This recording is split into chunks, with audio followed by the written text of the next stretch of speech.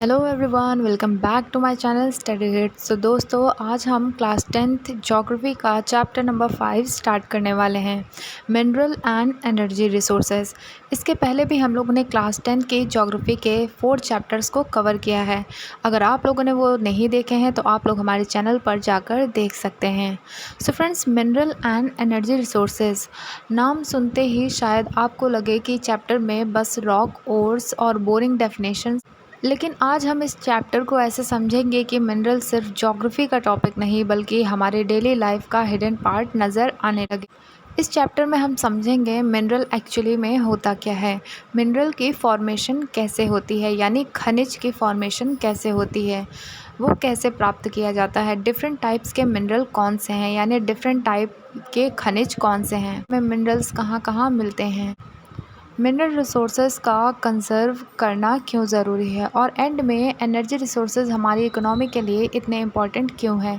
तो चलिए चैप्टर को बिल्कुल बेसिक लेवल से स्टार्ट करते हैं।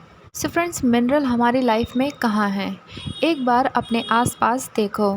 आपके घर की building, road, railway tracks, machines, vehicle, electric appliance, इन सब में किसी ना किसी फॉर्म में मिनरल रिसोर्सेज का कंट्रीब्यूशन है। आयरन से लेकर कॉपर तक, एल्युमिनियम से माइका तक, मिनरल इंडस्ट्री और इंफ्रास्ट्रक्चर के लिए एक्सट्रीमली इम्पॉर्टेंट है।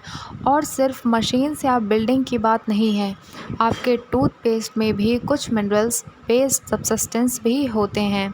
फूड में भी मिनरल प्रेजेंट होते हैं। फॉर एग्ज़ाम्पल, मिल्क में कैल्शियम होता है जो ह्यूमन बॉडी के लिए इम्पॉर्टेंट मिनरल है। यानी मिनरल का कनेक्शन सिर्फ फैक्ट्री और माइंस तक लिमिटेड नहीं है।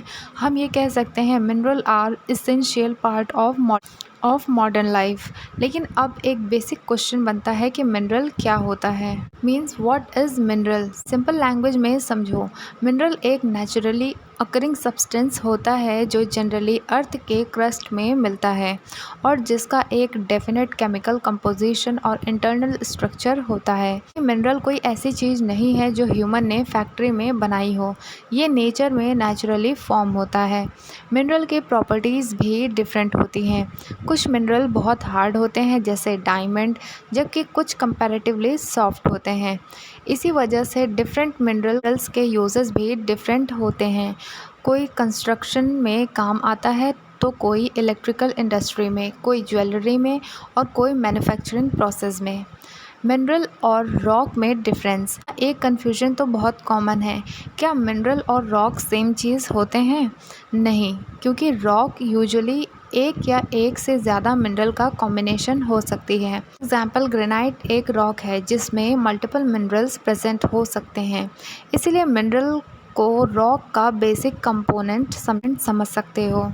जियोग्राफर्स और जियोलॉजिस्ट का रोल, अब एक इंटरेस्टिंग डिफरेंस समझते हैं। ज्योग्राफी में हम अर्थ के सरफेस, लैंडफॉर्म, रिसोर्सेज और उनके डिस्ट्रीब्यूशन जैसे टॉपिक को स्टडी करते हैं। वहीं जियोलॉजिस्ट मिनरल के ओरिजिन और कैरेक्टरिस्टिक को साइंटिफिक वे में स्टडी करते हैं, जैसे मिनरल का फॉर्मेशन कैसे हुआ, उसकी एज क्या है, उसका केमिकल कंपोजिशन क्या है, उसकी फ़िज़िकल प्रॉपर्टी क्या है, मिनरल डिपॉजिट किस जियोलॉजिकल प्रोसेस की वजह से बने हैं। तो शॉर्ट में, जियोग्राफर रिसोर्सेज के लोकेशन, डिस्ट्रीब्यूशन को समझने में हेल्प करता है, जबकि जियोलॉजिस्ट मिनरल की ओरिजिन, कंपोजिशन और फॉर्मेशन को डिटेल में स्टडी करता है। आप लोग अपने इस बॉक्स में भी देख सकते हैं, यहाँ पर लिखा हुआ है। अब हम देखते हैं मिनरल्स मिलते कहाँ हैं। अब नेक्स्ट बिग क्वेश्चन बनता है कि अर्थ के अंदर मिनरल एग्जैक्टली किस फॉर्म में मिलते हैं। मिनरल जनरली अर्थ यानी पृथ्वी के क्रस्ट में डिफरेंट फॉर्म में पाए जाते हैं। कहीं ये वेन्स और लोड्स के फॉर्म में मिलते हैं तो कहीं लेयर्स के अंदर, और कुछ मिनरल एलुवियल डिपॉजिट के फॉर्म में भी पाए जाते हैं। मिनरल का फॉर्म लार्जली इस बात पर डिपेंड करता है कि वो कैसे और किस जियोलॉजिकल प्रोसेस से फॉर्म हुआ है, और यही हमें चैप्टर के नेक्स्ट इम्पॉर्टेंट कॉन्सेप्ट तक ले जाते हैं, मिनरल फॉर्मेशन। मिनरल फॉर्मेशन को सिंपल वे में समझो। अर्थ के अंदर temperature, pressure, heat, cooling, evaporation और जियोलॉजिकल मूवमेंट जैसे प्रोसेस कंटिन्यूअसली काम करते हैं। इन्हीं नेचुरल प्रोसेस के थ्रू डिफरेंट मिनरल और मिनरल डिपॉजिट डेवलप हुए। कुछ मिनरल मॉल्टन मटेरियल के कूलिंग के साथ फॉर्म हुए, कुछ रॉक के क्रैक और फ्रैक्चर में डिपॉजिट हुए और कुछ सेडिमेंट्री प्रोसेस के थ्रू लेयर में एक्यूमुलेट हुए। इसीलिए हर मिनरल डिपॉजिट की स्टोरी सेम नहीं होती और इसी वजह से मिनरल दुनिया के हर रीजन में इक्वली डिस्ट्रीब्यूट भी नहीं होते। अब कंजर्वेशन क्यों ज़रूरी है? सब इम्पॉर्टेंट पॉइंट है, मिनरल नेचर से मिलते हैं और इनकी फॉर्मेशन जनरली बहुत लॉन्ग जियोलॉजिकल टाइम लेती है, लेकिन ह्यूमन इन्हें कंपैरेटिवली बहुत फास्ट कंज्यूम कर रहे हैं। इसीलिए मिनरल रिसोर्सेज को अनलिमिटेड समझना गलत होगा। अगर हम अननेसेसरी वेस्टेज करेंगे और रिसोर्सेज का अनकंट्रोल्ड एक्सप्लॉयटेशन करेंगे तो फ्यूचर जनरेशन के लिए अवेलेबिलिटी रिड्यूस हो सकती है। इसीलिए हमें judicious use plus recycling plus efficient technology plus conservation पर फोकस करना चाहिए। तो फ्रेंड्स, अब तक हमने समझा कि मिनरल्स क्या होते हैं और हमारी लाइफ में इनकी इम्पोर्टेंस क्या है। लेकिन अब सवाल ये है कि क्या सारे मिनरल्स एक जैसे होते हैं? ऐसा बिल्कुल नहीं है। कुछ मिनरल्स से मेटल्स मिलते हैं, कुछ मेटल्स नहीं होते और कुछ रिसोर्सेज का मेन पर्पस एनर्जी प्रोवाइड करना होता है। इसी बेसिस पर मिनरल को ब्रॉडली 3 मेजर कैटेगरी में डिवाइड किया जा सकता है: metallic mineral, non metallic minerals और एनर्जी मिनरल्स। चलिए इन्हें एक एक करके समझते हैं। तो सबसे पहले मेटेलिक मिनरल, नाम से ही आइडिया मिल रहा है, ये वो मिनरल्स हैं जिनसे मेटल ऑब्टेन किया जा सकता है। मेटेलिक मिनरल्स को फर्दर 3 ग्रुप में समझा जाता है। पहला फेरस मिनरल, जो मिनरल्स में आयरन प्रेजेंट होता है, फॉर एग्जांपल आयरन और मैग्नीज, क्रोमाइट। ये मिनरल्स आयरन और स्टील इंडस्ट्री के लिए बहुत इंपॉर्टेंट हैं। नॉन फेरस मिनरल, अब इसको अपोजिट समझो। नॉन फेरस मिनरल में आयरन मेन कॉन्स्टिट्यूएंट नहीं होता, for example copper, lead, zinc, bauxite. इनका use electrical equipment, manufacturing, transport और कई इंडस्ट्रियल एक्टिविटीज़ में होता है। प्रेशियस मिनरल, अब कंपैरेटिवली रेयर और हाई वैल्यू मिनरल्स पर, फॉर एग्जांपल गोल्ड, सिल्वर और प्लैटिनम। इनका यूज़ मेनली ज्वेलरी के साथ साथ कुछ इंडस्ट्रियल एप्लीकेशन में भी होता है। अब हम देखते हैं सेकंड, नॉन मेटेलिक मिनरल्स। अब सेकंड कैटेगरी है नॉन मेटेलिक मिनरल्स की। जैसे नाम सजेस्ट करता है, इन मिनरल्स से मेटल ऑब्टेन नहीं होता। फॉर एग्जांपल हम ले सकते हैं माइका, लाइमस्टोन, सॉल्ट, जिप्सम और पोटेश। इनका use construction, chemical industries, agriculture और डिफरेंट मैन्युफैक्चरिंग प्रोसेस में होता है।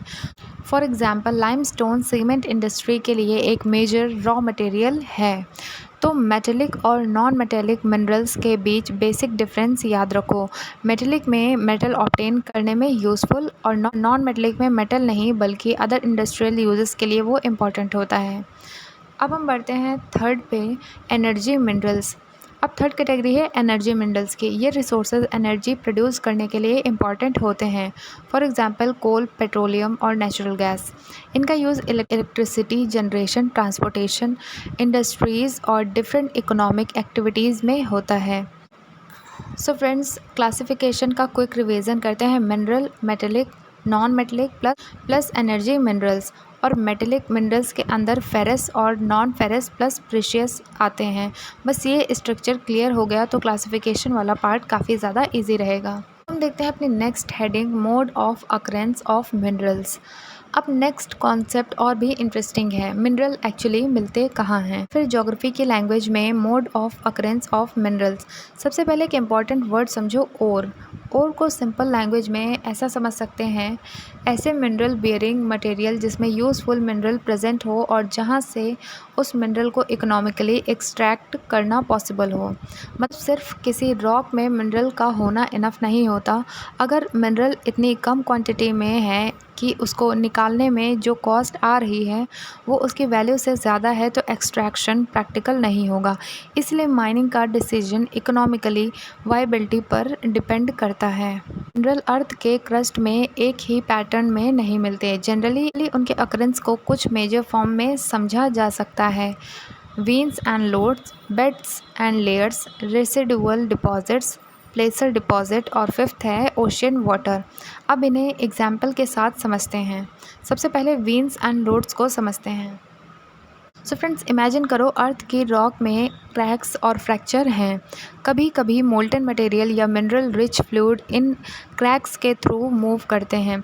जब ये मटेरियल कूल होकर सॉलिडिफाई होता है तो क्रैक के अंदर मिनरल डिपॉजिट बन सकते हैं। छोटे डिपॉजिट को जनरली वेन और रिलेटिवली लार्जर डिपॉजिट को लोड्स कहा जाता है। ये डिपॉजिट्स स्पेशली इग्नियस और मेटामॉर्फिक रॉक से एसोसिएटेड हो सकते हैं।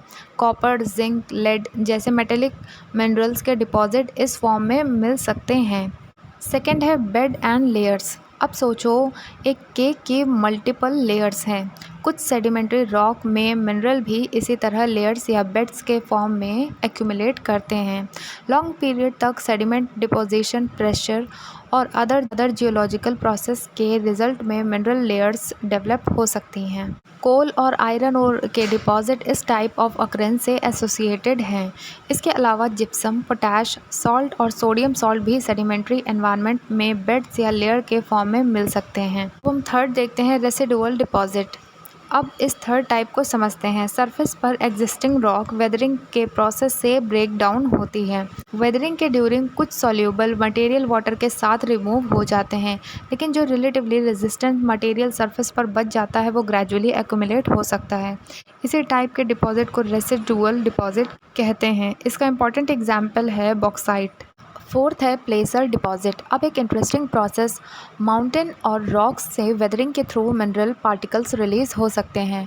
रेन और रनिंग वाटर इन पार्टिकल्स को डाउन हिल कैरी करता है। जब पानी की स्पीड कम होती है तो relatively heavy mineral particles valley floor या रिवर बेड या फुट हिल्स एरियाज में डिपॉजिट हो सकते हैं। इन्हें प्लेसर डिपॉजिट कहा जाता है। गोल्ड, सिल्वर, टिन और प्लैटिनम जैसे मिनरल के कुछ डिपॉजिट प्लेसर फॉर्म में मिल सकते हैं। यहाँ इंपॉर्टेंट पॉइंट है कि हैवी मिनरल्स पार्टिकल वाटर के फ्लो के साथ ट्रांसपोर्ट होकर सूटेबल लोकेशन पर एक्यूमुलेट करते हैं। वहीं फिफ्थ है ओशियन वाटर। अब मिनरल्स का एक और मेजर सोर्स है ओशियन वाटर। सी वाटर में बहुत सारे डिसॉल्व्ड मिनरल प्रेजेंट होते हैं, लेकिन एक प्रॉब्लम है, हर मिनरल को ओशियन वाटर से एक्सट्रैक्ट करना इकोनॉमिकली प्रैक्टिकल नहीं होता, क्योंकि कई मिनरल बहुत वाइडली डिस्पर्स्ड और लो कंसंट्रेशन में प्रेजेंट होते हैं। इसीलिए एक्सट्रैक्शन का कॉस्ट और आउटपुट का कंपैरिजन करना पड़ता है। ओशियन वाटर से कॉमन सॉल्ट, मैग्नीशियम और ब्रोमाइन जैसे रिसोर्सेज ऑब्टेन किए जाते हैं और ओशियन फ्लोर पर मैग्नीज नोड्यूल्स भी मिलते हैं। तो ये थे मिनरल के 5 सोर्सेज। अब हम लोग आगे बढ़ते हैं, देखते हैं distribution of minerals in India. So friends, India mineral resources के केस में काफ़ी डाइवर्स कंट्री है, लेकिन एक इम्पॉर्टेंट पॉइंट है, इंडिया में मिनरल्स इवनली डिस्ट्रीब्यूटेड नहीं हैं। कुछ रीजन्स में मेटेलिक मिनरल के लार्ज डिपॉजिट हैं, कुछ एरियाज़ एनर्जी रिसोर्सेज के लिए इम्पॉर्टेंट है और कुछ रीजन में मिनरल रिसोर्सेज कंपैरेटिवली लिमिटेड है। इंडिया के पेनिनसुलर प्लेटू रीजन में मैनी मेटेलिक और non metallic mineral resources concentrated हैं। ईस्टर्न और सेंट्रल पार्ट में कोल, आयरन ओर, मैग्नीज और अदर मिनरल्स के इंपॉर्टेंट डिपॉजिट मिलते हैं। वेस्टर्न और ईस्टर्न कोस्टल सेडिमेंट्री बेसिन में पेट्रोलियम और नेचुरल गैस के डिपॉजिट इंपॉर्टेंट हैं। गुजरात और असम पेट्रोलियम और नेचुरल गैस के इंपॉर्टेंट प्रोड्यूसिंग रीजन में काउंट होते हैं। राजस्थान भी several non ferrous mineral resources के लिए इंपॉर्टेंट है। वहीं नॉर्दर्न प्लेन का large alluvial region comparatively mineral poor है, क्योंकि यहाँ थिक एलुवियल डिपॉजिट डोमिनेट करते हैं। इसलिए इंडिया का मिनरल मैप देखो तो एक पैटर्न क्लियरली समझ आता है कि मिनरल रिसोर्सेज जियोलॉजिकल स्ट्रक्चर के अकॉर्डिंग डिस्ट्रीब्यूटेड है। अब हम देखते हैं माइनिंग कहाँ करना इकोनॉमिकली वैल्यूएबल है। तो फ्रेंड्स, अब हम एक इम्पॉर्टेंट और थोड़ा सीरियस टॉपिक डिस्कस करेंगे, रैट होल माइनिंग। सबसे पहले समझते हैं कि माइनिंग आखिर क्या होती है। बहुत सिंपल सी डेफिनेशन है कि अर्थ की क्रस्ट से यूज़फुल मिनरल को निकलने की प्रोसेस को माइनिंग कहते हैं या मिनिंग कहते हैं। लेकिन हर जगह मिनिंग करना इतना सिंपल नहीं होता। माइनिंग एक्टिविटीज़ रूल और रेगुलेशन के अंडर होती हैं और कई मिनरल्स के एक्सट्रैक्शन के लिए गवर्नमेंट की अनुमति और निर्धारित कानूनी प्रक्रिया ज़रूरी होती है। अब यहाँ एक इंटरेस्टिंग केस आता है, नॉर्थ ईस्टर्न इंडिया के कुछ ट्राइबल एरियाज़ में ट्रेडिशनल माइनिंग प्रैक्टिसेस देखने को मिलती रही हैं। इसी कॉन्टेक्स्ट में हमें रैट होल माइनिंग के बारे में पढ़ना है। मेघालय के कुछ क्षेत्रों में जैसे जोवाई, चेरापूंजी में कोल एक्सट्रैक्शन के लिए ट्रेडिशनली नैरो टनल्स बनाए जाते रहे हैं। इन टनल्स का आकार बहुत छोटा होता है और इसी वजह से इन्हें रैट होल माइंस कहा जाता है, क्योंकि ये सुरंगें रैट होल जैसे सक्रिय होती हैं। लेकिन यहाँ एक बहुत इंपॉर्टेंट बात है, ऐसी नैरो माइंस में काम करना बहुत डेंजरस हो सकता है। खासकर बच्चों को ऐसी जगह पर काम करने के लिए भेजना गंभीर सेफ्टी इशू है। भारत में इस तरह की माइनिंग प्रैक्टिसेस को लेकर एनवायरमेंटल और लीगल कंसर्न भी उठे हैं और अथॉरिटीज़ ने इन्हें नियंत्रित करने के लिए कार्रवाई की है। इसीलिए इस टॉपिक को पढ़ते समय सिर्फ यह मत याद रखो कि रैट होल माइनिंग में नैरो टनल्स होती हैं, बल्कि इस कॉन्सेप्ट को समझिए। फ्रेंड्स, अब हम बढ़ते हैं अपने नेक्स्ट हेडिंग फेरस मिनरल पर। पहले पढ़ा था कि मेटेलिक मिनरल को ब्रॉडली 3 कैटेगरीज में डिवाइड किया गया था, फेरस, नॉन फेरस और प्रेशियस मिनरल। अब हम शुरुआत करते हैं फेरस मिनरल से। फेरस शब्द का रिलेशन होता है आयरन से। Ferrous is equals to iron, इसीलिए जिन मेटेलिक मिनरल में आयरन प्रेजेंट होता है उन्हें ब्रॉडली फेरस मिनरल कहा जाता है। इंडस्ट्रियल डेवलपमेंट में इन मिनरल्स को बहुत बड़ी भूमिका है, क्योंकि आयरन एंड स्टील सेक्टर का बेस इन्हीं रिसोर्सेज पर डिपेंड करता है। इस सेक्शन में हमें मेनली 2 इम्पॉर्टेंट फेरस मिनरल समझने हैं, पहला आयरन ओर और दूसरा मैग्नीज। तो चलिए एक एक कर इनको समझते हैं। तो सबसे पहले हम लोग पढ़ते हैं आयरन ओर। अगर हम मॉडर्न इंडस्ट्रीज़ की फाउंडेशन की बात करें तो आयरन ओर का नाम सबसे इम्पॉर्टेंट रिसोर्स में आता है। क्यों? क्योंकि आयरन यानी लोहा और स्टील का use machines, building, bridge, railway infrastructure, vehicle और काउंटलेस इंडस्ट्रियल प्रोडक्ट में होता है। इसीलिए आयरन ओर को इंडस्ट्रियल डेवलपमेंट के लिए एक फंडामेंटल मिनरल माना जाता है। और अच्छी बात यह है कि इंडिया में आयरन ओर के काफ़ी अच्छे रिजर्व पाए जाते हैं। आयरन ओर के कई वैरायटीज़ हैं, लेकिन क्लास 10th लेवल पर 2 इंपॉर्टेंट टाइप्स आपको सिर्फ याद रखने हैं, पहला मैग्नेटाइट और दूसरा हेमेटाइट। मैग्नाइट को generally high quality iron ore माना जाता है। इसमें आयरन कंटेंट काफ़ी हाई होता है, इसकी मैग्नेटिक प्रॉपर्टी भी सिग्निफिकेंट होती है। हाई आयरन कंटेंट की वजह से मैग्नेटाइट इकोनॉमिकली वैल्यूएबल ओर है और इसका इंडस्ट्रियल इंपॉर्टेंस काफ़ी ज़्यादा है। वहीं अगर हेमेटाइट की बात करें तो हेमेटाइट भी इंडिया में मिलने वाला एक बहुत इंपॉर्टेंट आयरन ओर है। इसका आयरन कंटेंट मैग्नेटाइट की तुलना में जनरली लोअर होता है, लेकिन इसके लार्ज डिपॉजिट और वाइड इंडस्ट्रियल यूज़ की वजह से ये बेहद इंपॉर्टेंट है, यानी क्वालिटी और क्वांटिटी दोनों को ध्यान में रखा जाता है। हमें आयरन ओर का डिस्ट्रीब्यूशन अब हम देखते हैं। आयरन ओर के मेजर प्रोड्यूसिंग रीजन कौन से हैं? इंडिया में आयरन ओर प्रोडक्शन कुछ स्पेसिफिक स्टेट्स में हाई कंसनट्रेटेड है। इंपॉर्टेंट स्टेट्स शामिल हैं उड़ीसा, छत्तीसगढ़, कर्नाटका और झारखंड। अब इसे याद रखने के लिए हम इंडिया के 4 मेजर आयरन ओर बेल्ट को समझते हैं। सो फ्रेंड्स, आप लोग इस इमेज में देख सकते हैं आयरन ओर माइन आप लोग को यहाँ पे दिख रहे होंगे। अब हम लोग सबसे पहली बेल्ट के बारे में पढ़ते हैं, Orissa Jharkhand belt. Orissa Jharkhand iron ore belt Orissa के मयूरभंज और केदुनजोहार यानी Keonjhar district iron ore resources के लिए इम्पॉर्टेंट है। यहाँ हाई ग्रेड हेमेटाइट डिपॉजिट मिलते हैं। झारखंड का सिंहभूम डिस्ट्रिक्ट भी आयरन ओर के लिए बहुत इंपॉर्टेंट रीजन है। दूसरा है दुर्ग बस्तर चंद्रपुर बेल्ट। ये दूसरा मेजर बेल्ट है। यह बेल्ट मेनली छत्तीसगढ़ और महाराष्ट्र से एसोसिएटेड है। इस रीजन का सबसे फेमस आयरन ओर एरिया है बेलाडिला रेंज। छत्तीसगढ़ के बस्तर रीजन में स्थित Bailadila hill high grade hematite iron ore के लिए फेमस है। यहाँ के ओर की क्वालिटी अच्छी मानी जाती है, जिसकी वजह से स्टील प्रोडक्शन के लिए इसकी डिमांड रहती है। बेलाडिला से निकला आयरन ओर एक्सपोर्ट भी किया जाता है और विशाखापट्टनम पोर्ट इसके एक्सपोर्ट रूट में इम्पॉर्टेंट पार्ट रहा है। थर्ड बेल्ट है बल्लारी चित्रदुर्गा चिकमंगलुरु तुमाकुरु बेल्ट। अब आते हैं कर्नाटका वाली बेल्ट पर। ये बेल्ट ब्रॉडली यानी बल्लारी, चित्रदुर्गा, चिकमंगलुरु और तुमाकुरु रीजन से एसोसिएटेड है। कर्नाटका में आयरन ओर के इम्पॉर्टेंट डिपॉजिट पाए जाते हैं। इस रीजन में कुद्रेमुख भी एक well known iron ore area है। कुद्रेमुख वेस्टर्न घाट रीजन में लोकेटेड है और यहाँ के deposit historically iron ore production के लिए इम्पॉर्टेंट रहे हैं। इस एरिया से प्रोड्यूस्ड ओर को प्रोसेसिंग और ट्रांसपोर्टेशन के बाद पोर्ट के थ्रू डिफरेंट डेस्टिनेशन तक भेजा जाता रहा है। चौथी आयरन ओर बेल्ट है महाराष्ट्र गोवा बेल्ट। ये फोर्थ मेजर बेल्ट है। इसका एक्सटेंशन गोवा और महाराष्ट्र के कुछ एरियाज़ तक है। Goa historically iron ore mining और एक्सपोर्ट के लिए जाना जाता रहा है। इस रीजन का आयरन ओर कुछ दूसरे मेजर बेल्ट की तुलना में लोअर ग्रेड हो सकता है, लेकिन फिर भी इसका इकोनॉमिक इम्पॉर्टेंस रहा है।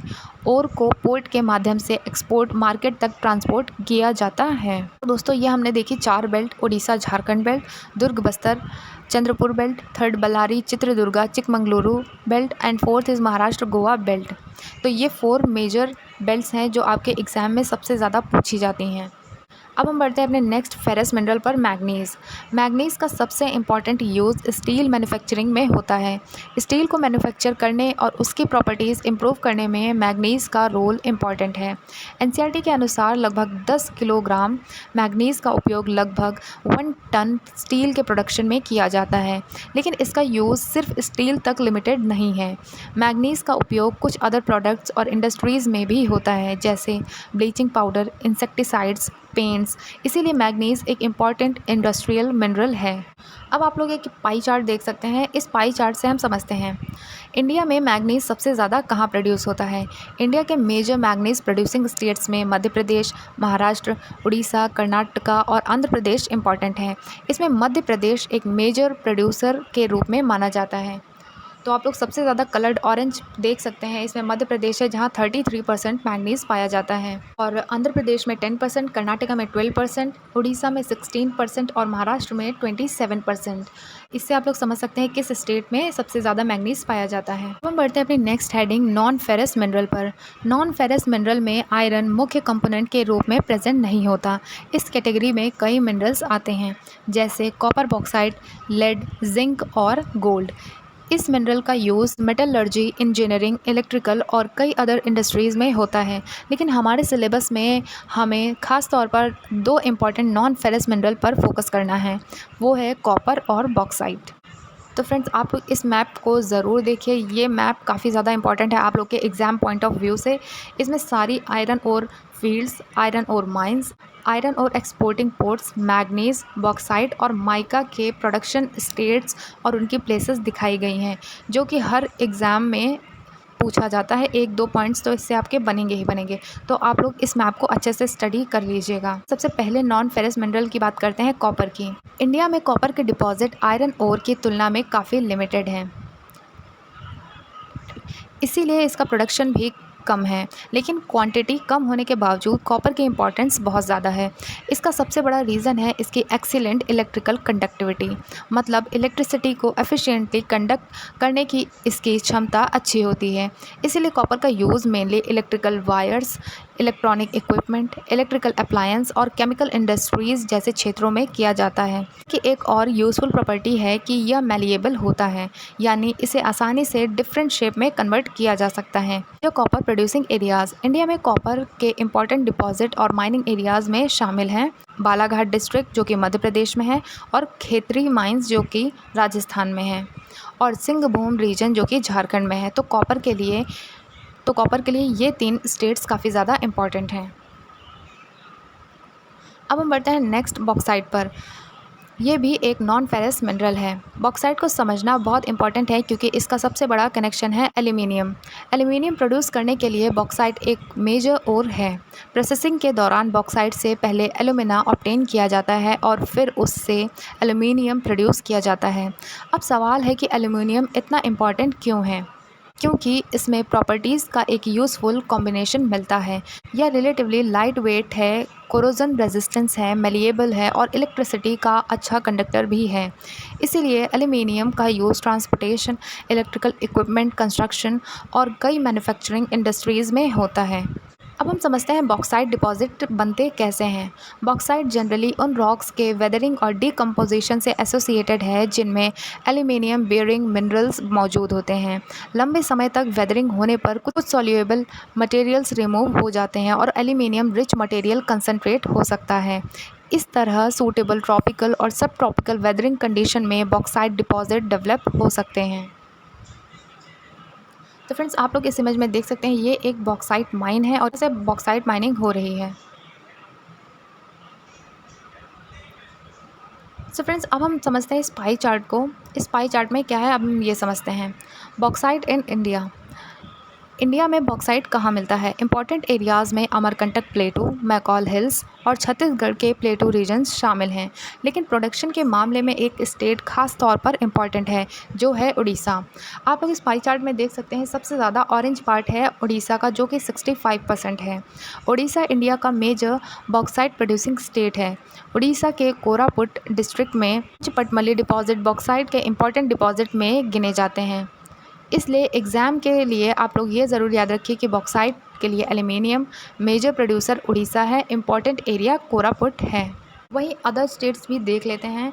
झारखंड 10%, गुजरात 9%, छत्तीसगढ़ 6%, महाराष्ट्र 6% और मध्य प्रदेश 3% बॉक्साइट प्रोड्यूस करता है। तो फ्रेंड्स, यहाँ पे हम लोगों ने नॉन फेरस मिनरल्स को देख लिया। अब हम लोग बढ़ते हैं अपने next topic non metallic minerals पर। अब तक जिन मिनरल्स की बात की उनमें मेटल ऑब्टेन किए जा सकते थे। अब हम कैटेगरी बदल रहे हैं, non metallic mineral. Simple definition में ऐसे मिनरल जिनमें मेटेलिक मेटल ऑब्टेन नहीं किया जाता उन्हें ब्रॉडली नॉन मेटेलिक मिनरल के कैटेगरी में रखा जाता है। इस चैप्टर में हमें mainly 2 important non metallic minerals पढ़ने हैं, पहला माइका और दूसरा लाइमस्टोन। तो सबसे पहले हम लोग माइका के बारे में पढ़ते हैं। माइका की सबसे इंटरेस्टिंग फीचर इसकी स्ट्रक्चर है। यह बहुत थिन शीट या लेयर में स्प्लिट हो सकता है, यानी अगर माइका को क्लोजली देखो तो यह कई एक्सट्रीमली थिन शीट्स की तरह दिखाई देता है। माइका अलग अलग वैरायटीज़ और कलर्स में पाया जा सकता है, जैसे light, dark, greenish, brownish etcetera. लेकिन ज्योग्राफी में हमें इसका कलर याद करने से ज़्यादा इम्पॉर्टेंट इसकी प्रॉपर्टी और यूजेस समझना है।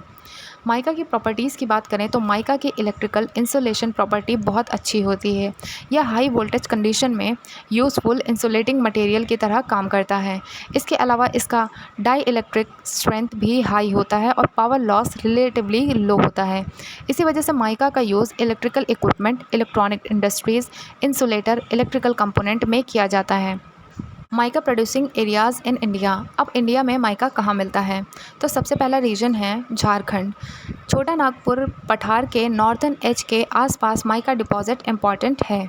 विशेष रूप से कोडरमा, गया, हज़ारीबाग बेल्ट हिस्टोरिकली माइका के लिए जाना जाता है।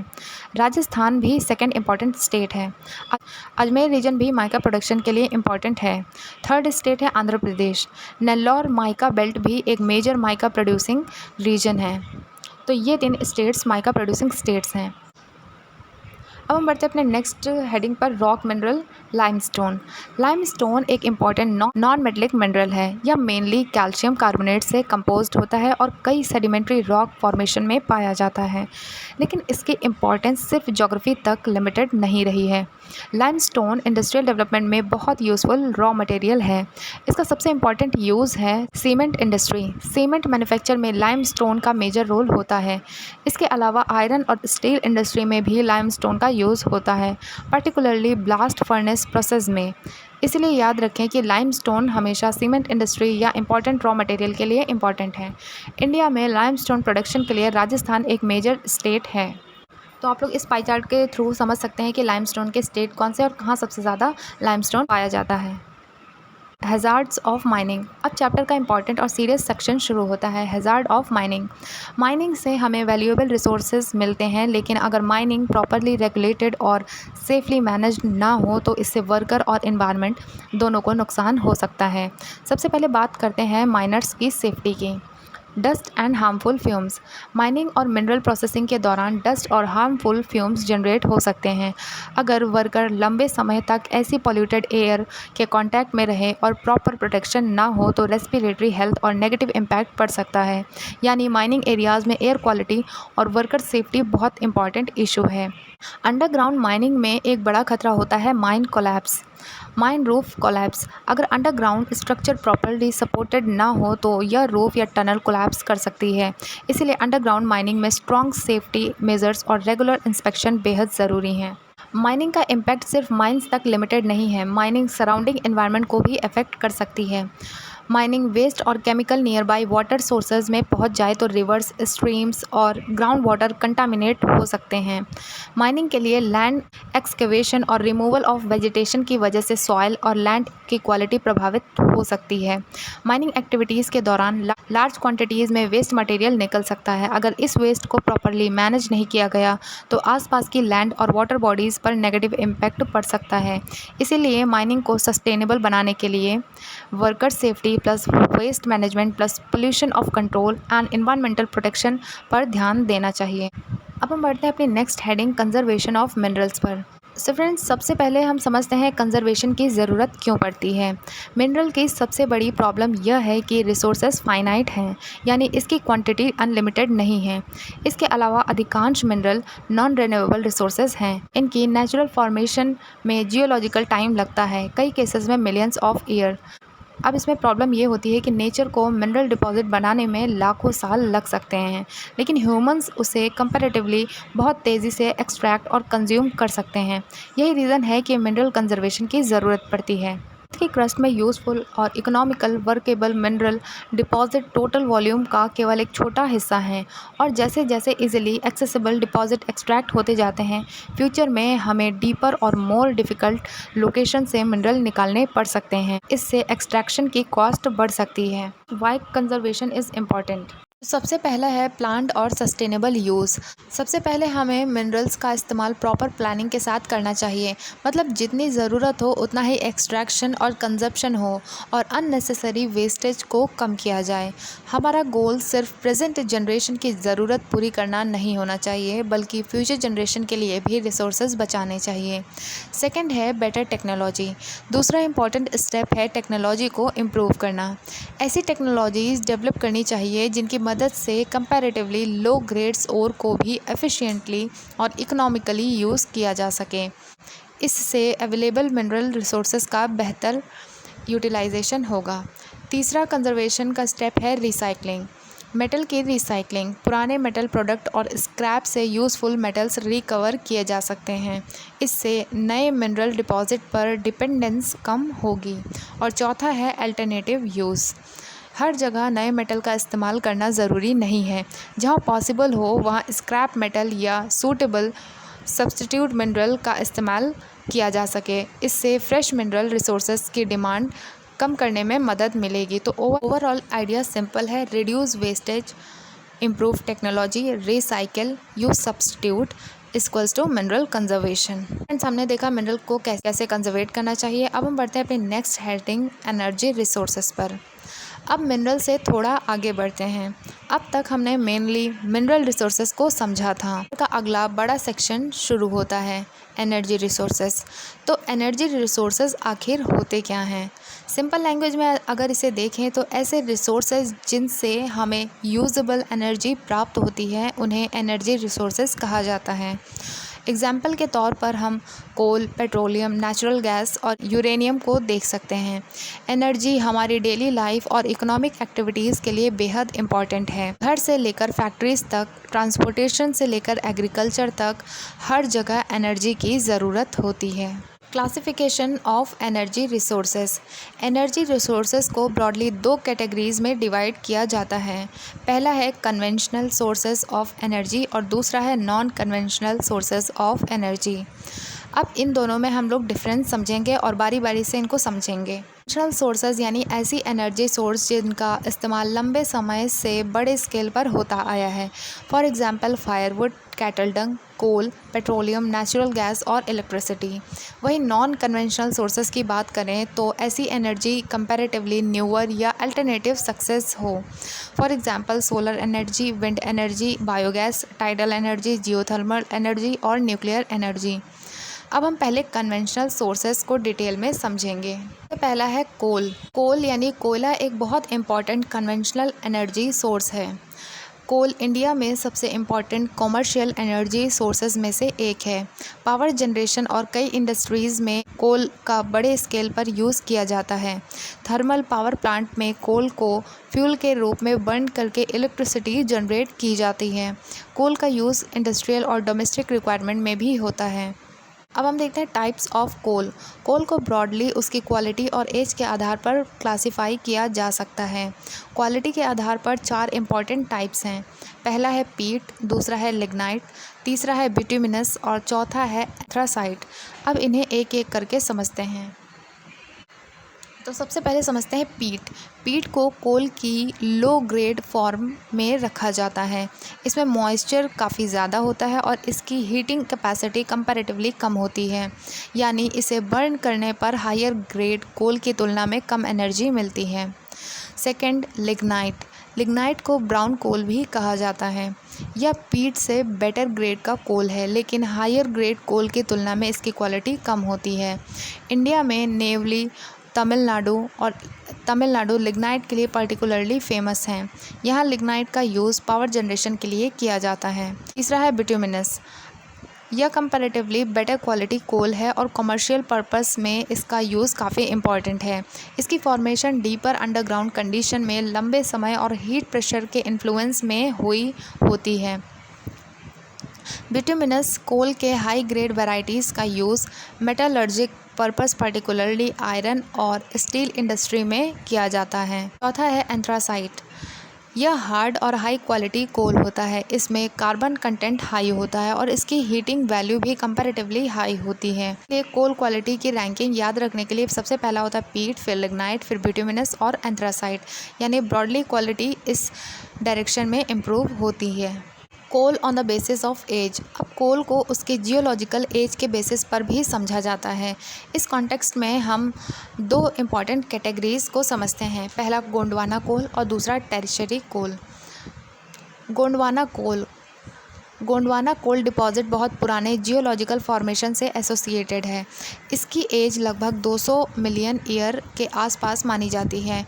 इंडिया के मेजर कोल डिपॉजिट का बड़ा हिस्सा गोंडवाना फॉर्मेशन से रिलेटेड है। Important coal field mainly Damodar valley region में मिलते हैं। For example Jharia, Raniganj, Bokaro. इनका डिस्ट्रीब्यूशन मेनली झारखंड और वेस्ट बंगाल से एसोसिएटेड है। अब हम देखते हैं टर्शरी कोल। टर्शरी कोल गोंडवाना कोल की तुलना में कंपैरेटिवली यंगर है, यानी यह लगभग 55 मिलियन ईयर ओल्ड फॉर्मेशन से एसोसिएटेड है। इंडिया में इसका distribution mainly north eastern state में मिलता है। इम्पॉर्टेंट एरियाज़ हैं मेघालय, असम, अरुणाचल प्रदेश, नागालैंड। एक इंटरेस्टिंग पॉइंट और है कि कोल काफ़ी बल्की और हैवी मटेरियल है, इसीलिए कोल को बहुत लंबी दूरी तक ट्रांसपोर्ट करना कॉस्टली हो सकता है और कोल बर्न होने के बाद बड़ी मात्रा में ऐश बचती है। इसी वजह से कई कोल बेस्ड इंडस्ट्रीज़ और thermal power plant historically coal producing region के लिए रिलेटिवली क्लोज इस्टेब्लिश किए जाते हैं। आप लोग इस मैप को ज़रूर समझिएगा। इस मैप में काफ़ी इंपॉर्टेंट चीज़ें बताई गई हैं। पहला तो coal fields, coal mines, oil fields, major natural gas reserve और HVJ नेचुरल गैस रिज़र्व को दिखाया गया है। ये सभी पॉइंट्स काफ़ी ज़्यादा इम्पॉर्टेंट हैं। कहाँ कहाँ पे कौन कौन से स्टेट में कौन कौन सी माइंस हैं और ये पाइपलाइंस कहाँ से कहाँ तक हैं, ये सारे पॉइंट्स आप लोग के एग्ज़ाम्स में पूछे जाते हैं। तो आप लोग इस मैप को ज़रूर अच्छे से देखिएगा और समझिएगा। अब हम बढ़ते हैं अपने नेक्स्ट टॉपिक पर, पेट्रोलियम। सो फ्रेंड्स, पेट्रोलियम को कई बार मिनरल ऑयल भी कहा जाता है। कोल के बाद यह इंडिया के इम्पॉर्टेंट कमर्शियल एनर्जी सोर्सेज में से एक है। पेट्रोलियम का यूज़ बहुत वाइड है। For example fuel, heating, lighting, lubricant, transportation. और पेट्रोलियम सिर्फ फ्यूल ही नहीं देता, इससे मिलने वाले प्रोडक्ट कई मैन्युफैक्चरिंग और केमिकल इंडस्ट्रीज़ के लिए रॉ मटेरियल का काम करते हैं। इसी पेट्रोलियम रिफाइनरी को बेसिक या की इंडस्ट्री के रूप में भी देखा जाता है, क्योंकि इससे मिलने वाले प्रोडक्ट पर कई दूसरी इंडस्ट्रीज़ डिपेंड करती हैं। अब हम समझते हैं पेट्रोलियम डिपॉजिट कैसे बनते हैं। यह काफ़ी इंटरेस्टिंग कॉन्सेप्ट है। Petroleum generally sedimentary rock formation में ट्रैप्ड मिलता है। यह अक्सर एंटीसाइलिन और फॉल्ट ट्रैप्स जैसे जियोलॉजिकल स्ट्रक्चर में जमा हो सकता है।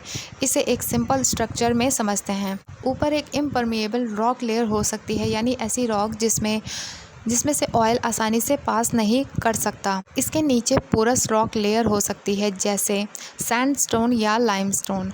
ऑयल इन पोरस रॉक्स में एक्यूमुलेट हो सकता है और ऊपर की इम्परमिएबल लेयर उसे आगे जाने से रोकती है। कई पेट्रोलियम रिजर्वर्स में नेचुरल गैस भी ऊपर के ऑयल के ऊपर जमा हो सकती है, क्योंकि गैस कंपैरेटिवली लाइटर होती है। इस तरह जियोलॉजिकल स्ट्रक्चर पेट्रोलियम को एक जगह ट्रैप कर सकता है।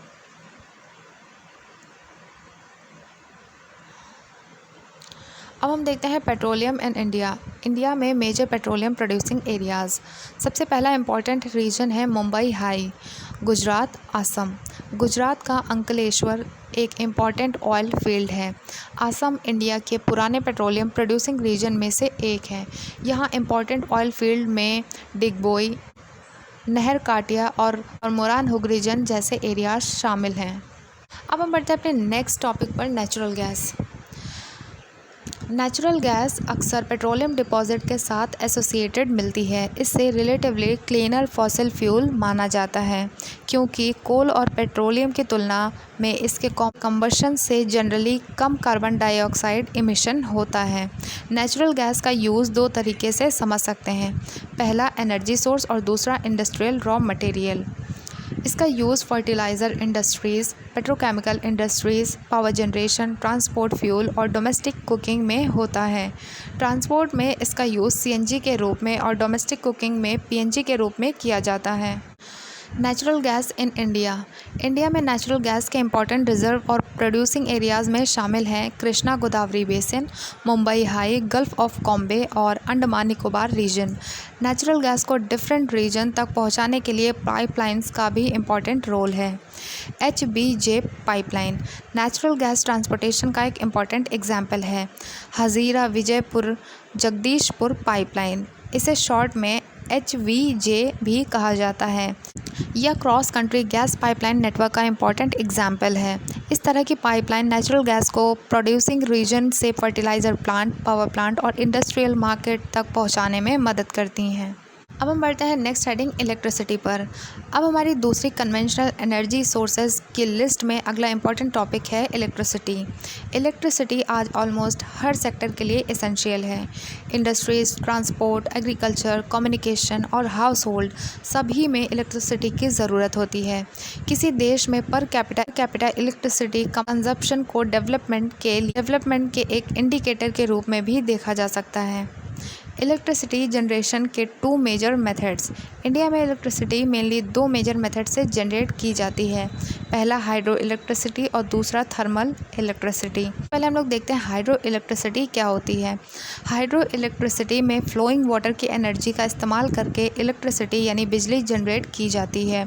जब पानी हाई स्पीड या हाइट से फ्लो करता है तो उसकी एनर्जी टरबाइंस को रोटेट करने के लिए इस्तेमाल की जाती है। टरबाइन जनरेटर को चलाता है, इससे इलेक्ट्रिसिटी प्रोड्यूस होती है। इंडिया में कई मल्टीपर्पज़ प्रोजेक्ट के साथ हाइड्रो इलेक्ट्रिक पावर जनरेशन जुड़ा हुआ है। For example Bhakra Nangal project, second Damodar valley corporation और कोपिली हाइडल प्रोजेक्ट। अब हम सेकंड देखते हैं थर्मल इलेक्ट्रिसिटी। इसमें कोल, पेट्रोलियम या नेचुरल गैस जैसे फ्यूल को बर्न करके हीट एनर्जी प्राप्त की जाती है। यह हीट पानी को स्टीम में कन्वर्ट करती है। स्टीम टरबाइन को रोटेट करती है और जनरेटर इलेक्ट्रिसिटी प्रोड्यूस करता है। लेकिन यहाँ इम्पॉर्टेंट डिफरेंस है। कोल, पेट्रोलियम और natural gas non renewable fossil fuel हैं। के लिए फ्यूल रिसोर्सेज का सस्टेनेबल यूज़ और पोल्यूशन कंट्रोल इम्पॉर्टेंट है। सो फ्रेंड्स, अब आप लोग आगे नेक्स्ट पेज पर ये मैप देख सकते हैं। इस मैप में काफ़ी सारे इंपॉर्टेंट न्यूक्लियर प्लांट और थर्मल प्लांट्स को दिखाया गया है। तो ये सभी न्यूक्लियर और थर्मल प्लांट काफ़ी ज़्यादा इंपॉर्टेंट है आप लोग के एग्ज़ाम पॉइंट ऑफ व्यू से। इन सब थर्मल पावर प्लांट्स को आप लोग एक बार मैप में प्रैक्टिस भी करिएगा। अब हम बढ़ते हैं अपने नेक्स्ट पेज पर। Non conventional sources of energy. Conventional sources जैसे कोल, पेट्रोलियम और नेचुरल गैस पर हमारी डिपेंडेंस बहुत बढ़ गई है। मुख्य समस्याएं fossil fuel limited, non renewable है। इनकी अवेलेबिलिटी धीरे धीरे कम हो रही है। इनकी प्राइस बढ़ सकती है। इनके एक्सेसिव यूज़ से एनवायरमेंटल पोल्यूशन बढ़ता है। इसीलिए हमें ऐसी एनर्जी सोर्सेज की ज़रूरत है जो रिन्यूएबल हों, पोल्यूशन कम करें, एनवायरमेंट फ्रेंडली हों और फ्यूचर में भी अवेलेबल हों। तो सबसे पहला जो non conventional source of energy है वो है न्यूक्लियर एटॉमिक एनर्जी। अब ये क्या है, इसको समझते हैं। एटॉमिक एनर्जी वह एनर्जी है जो एटॉमिक स्ट्रक्चर में बदलाव से प्राप्त होती है। इससे निकलने वाली हीट का इस्तेमाल करके टरबाइंस घुमाई जाती हैं और इलेक्ट्रिसिटी जनरेट की जाती है। इसका मुख्य रॉ मटेरियल है यूरेनियम और थोरियम। ये भारत में कहाँ पाया जाता है? यूरेनियम झारखंड और राजस्थान के अरावली रेंजेस में पाया जाता है। वहीं थोरियम केरला के मोनाजाइट स्टैंड में पाया जाता है। हम बढ़ते हैं अपने नेक्स्ट नॉन कन्वेंशनल एनर्जी पर, सोलर एनर्जी। सोलर एनर्जी क्या है? सनलाइट या सन की हीट से प्राप्त एनर्जी को सोलर एनर्जी कहते हैं। भारत एक ट्रॉपिकल कंट्री है, इसीलिए यहाँ सोलर एनर्जी की काफ़ी पोटेंशियल है। फोटोवोल्टिक टेक्नोलॉजी, इससे टेक्नोलॉजी की मदद से सनलाइट को डायरेक्टली इलेक्ट्रिसिटी में कन्वर्ट किया जा सकता है। इसीलिए सोलर पावर प्लांट में फोटोवोल्टिक टेक्नोलॉजी का इस्तेमाल होता है। कुछ इसके फ़ायदे देखते हैं। ये एक रिन्यूएबल सोर्स होती है, इसमें पॉल्यूशन कम होता है, रूरल और रिमोट एरियाज़ के लिए भी यूज़फुल है और फायरवुड और डंग केक्स पर डिपेंडेंस कम हो सकती है। नेक्स्ट नॉन कन्वेंशनल एनर्जी है विंड पावर। विंड की काइनेटिक एनर्जी से टरबाइन्स रोटेट कराकर इलेक्ट्रिसिटी जनरेट की जाती है। भारत में प्रमुख क्षेत्र हैं तमिलनाडु, आंध्र प्रदेश, कर्नाटका, गुजरात, केरला, महाराष्ट्र, लक्षद्वीप। भारत का बड़ा विंड फार्म क्लस्टर तमिलनाडु में नागरकोइल से मदुराई तक बताया गया है। नागरकोइल और जैसलमेर विंड मिल एनर्जी के इफ़ेक्टिव यूज़ के लिए इम्पॉर्टेंट है। आप लोग इस इमेज में विंड मिल देख सकते हैं। अब नेक्स्ट बढ़ते हैं बायोगैस पर। बायोगैस ऑर्गेनिक वेस्ट को डिकम्पोज करके प्राप्त होने वाली गैस को बायोगैस कहा जाता है। इसके लिए इस्तेमाल हो सकता है animal waste, human waste, farm waste, other organic matter. Rural areas में इसे अक्सर गोबर गैस प्लांट भी कहा जाता है। अब हम इसके फ़ायदे देखते हैं। पहला तो अच्छा सोर्स ऑफ एनर्जी है। सेकंड, अच्छी क्वालिटी का मैन्योर मिलता है। थर्ड, फायरवुड की ज़रूरत कम होती है। और चौथा, ट्रीज़ की कटिंग कम हो सकती है। तो ये इसके कुछ फ़ायदे हैं। हम बढ़ते हैं अपने नेक्स्ट पेज पर। तो आप लोग ये देख सकते हैं बायोगैस प्लांट। अब हम देखते हैं टाइडल एनर्जी। टाइडल एनर्जी क्या है? ओशन की हाई टाइड्स और वाटर मूवमेंट से इलेक्ट्रिसिटी जनरेट करने को टाइडल एनर्जी कहते हैं।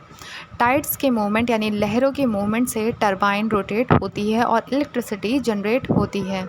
सोर्सेज के अनुसार भारत में अभी टाइडल पावर प्लांट स्थापित नहीं है, लेकिन पोटेंशियल मौजूद है। पोटेंशियल एरियाज़ हैं gulf of Cambay, gulf of Kutch, western coast, Gangetic delta और सुंदरबन रीजन। नेक्स्ट है हमारा जियोथर्मल एनर्जी। अर्थ के अंदर मौजूद हीट से प्राप्त एनर्जी को जियोथर्मल एनर्जी कहा जाता है।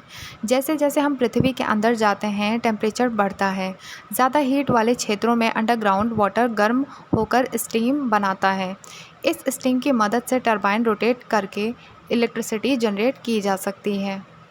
भारत में एक्सपेरिमेंटल प्रोजेक्ट्स हैं पार्वती वैली जो कि हिमाचल प्रदेश में है और पूगा वैली जो कि लद्दाख में है।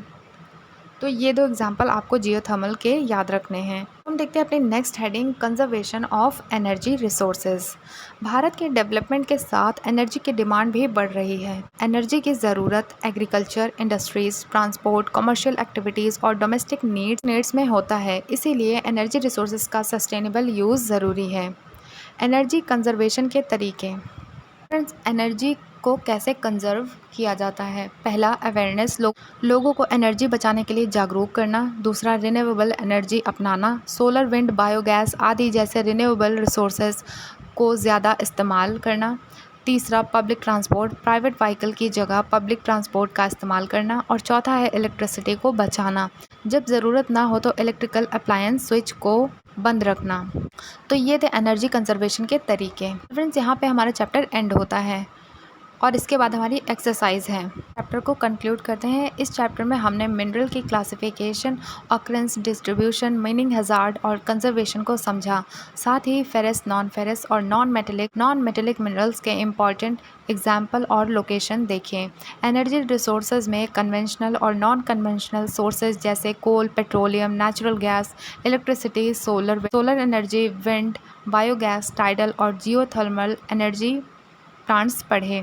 फाइनली, सस्टेनेबल डेवलपमेंट के लिए मिनरल और एनर्जी का judicious use, recycling, renewable source और कंजर्वेशन की इम्पोर्टेंस को समझा। तो इन सभी टॉपिक्स को हम लोगों ने इस वीडियो में देखा और समझा। यहाँ पर आप लोगों का ज्योग्राफी का chapter number 5 mineral and energy resources and होता है। फ्रेंड्स, अगर आप लोगों को वीडियो पसंद आई हो, एक्सप्लेनेशन अच्छा लगा हो तो वीडियो को लाइक करिएगा और चैनल को सब्सक्राइब करना मत भूलिएगा। मिलते हैं ऐसी नेक्स्ट वीडियो में, तब तक के लिए थैंक यू।